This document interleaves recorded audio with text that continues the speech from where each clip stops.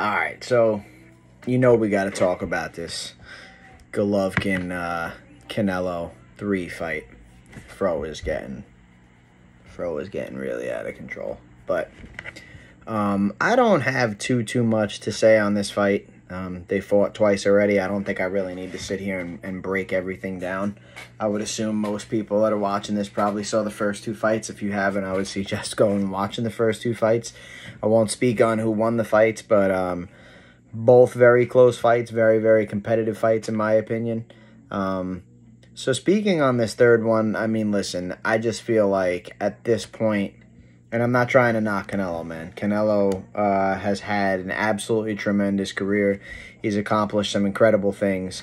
And I think it's similar to a Mayweather situation, right? Everybody would bitch Mayweather. Oh, he picks the fucking size of the ring. He picks the referee. He picks this. He didn't always, right? The whole first half of his career, he didn't pick fucking anything. And in the fight against De La Hoya picked everything. De La Hoya picked the size of the ring. He picked the weight of the gloves. He picked what kind of gloves they were going to wear. He picked, fucking everything. He picked the referee or whatever the case is. And Mayweather still won, and then he took over that spot where he was the A side. So, this is not really like new practice. It's kind of new to a certain extent because Mayweather was, a little more in control of his career than anybody else was, at least from that point on, because he had left Bob Arum at that point, and he wasn't under the mercy of Bob Arum at that point. So, he branded himself, and he was able to more or less do what he wanted throughout his career. Now, that being said, can you really say Floyd avoided anybody? I mean, who did he avoid? Margarito and Paul Williams? Listen, let's just be real. Antonio Margarito wasn't beating Floyd Mayweather even with fucking plaster in his gloves. I still don't think that Margarito wins that fight. Paul Williams, on the other hand, I think could have gave Mayweather fits. Okay, I don't even want to get in. That's not what this video is about. I don't want to get into that. But again, my point is, Canelo has kind of put himself in that position now where he's, he fights these guys at this weight, he moves up, he fights these guys, he moves up, he fights these guys. I mean, you're talking about 4 weight classes that Canelo has ran through. Now, he hasn't ran through them in the instance that he's cleared them out. He hasn't become undisputed in every weight class, but he has beaten some big, respectable names. I mean, he's fought a lot of good guys. His last, how many fights? Bivol, Billy Joe Saunders, Caleb Plant. I mean, these are guys that had belts, top guys, things like that. Now, it got to like a slippery slope point, and this happened at Floyd's career too, where, Floyd was like 37, 38 years old, and then he fought Berto, or he fought, and I'm not trying to be exact on this. Oh, he didn't fight Berto until he was 39 or 40. I'm not trying to be exact. I'm trying to make a point that later in his career, McGregor, Berto, things like that, he took some fights where we kind of knew he was winning those fights, right? I mean, the McGregor thing I can't blame him for, because that was more than a boxing match to me. That to me was trying to give this group of fans what they wanted and this group of fans what they wanted at the same time, and do something that really wasn't done before. Now, it had been done where MMA fighters had fought boxers. James Toney had gone into the MMA and fought Randy Couture and got fucking annihilated. There have been things like that happen, but to my knowledge, there was never the top guy in MMA coming over to boxing and fighting the top guy in boxing. I don't ever remember something like that happening. So again, it was a first. So while Conor McGregor was not the toughest fight for Floyd Mayweather at the time, I can understand why it was done. So, Canelo takes this Bivol fight, which I really didn't like it to begin with. You already went to 175 and won a belt, right? So you're not getting another notch in your belt here. You've already won a title at 175.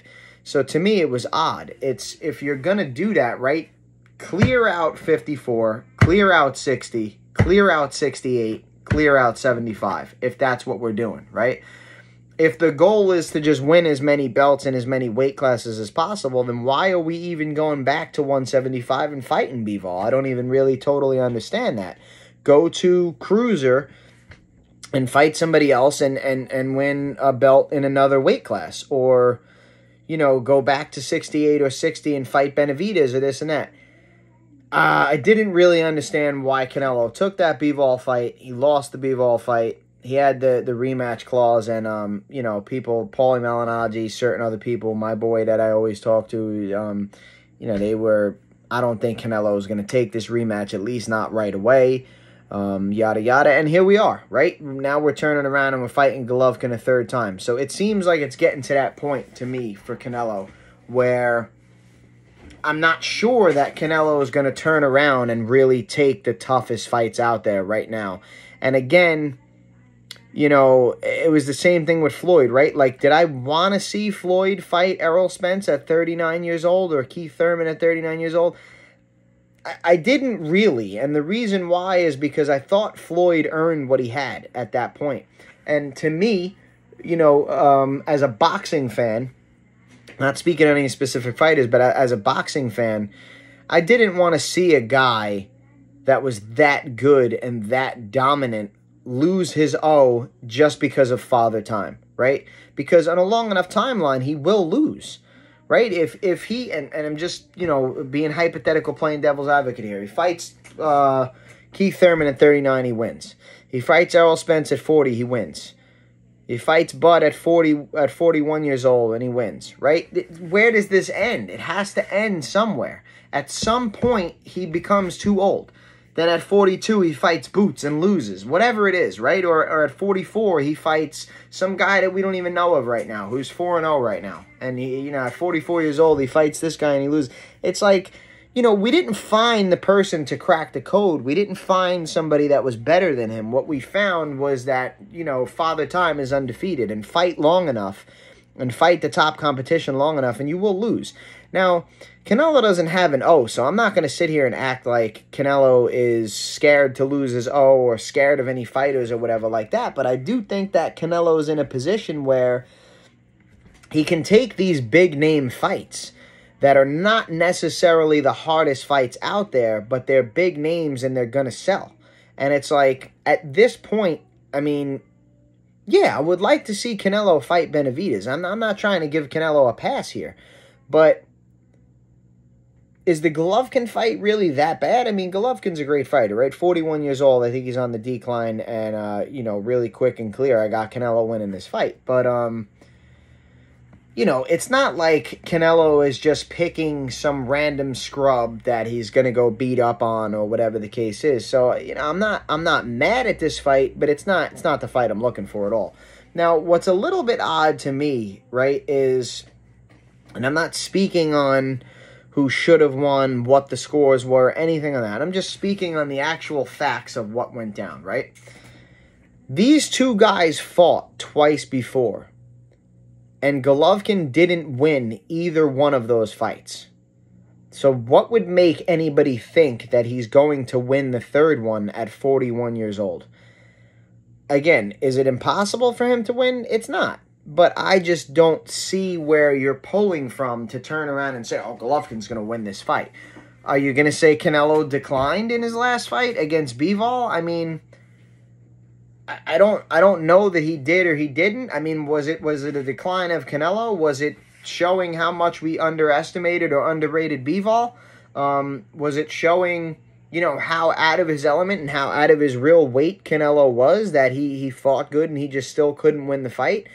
So, I'm not really sure what makes this fight exciting other than the fact that you have two top-tier guys that are going to give you a very high level of boxing skill in this fight. Listen, Golovkin has a tremendous chin, as does Canelo. Both of these guys can crack.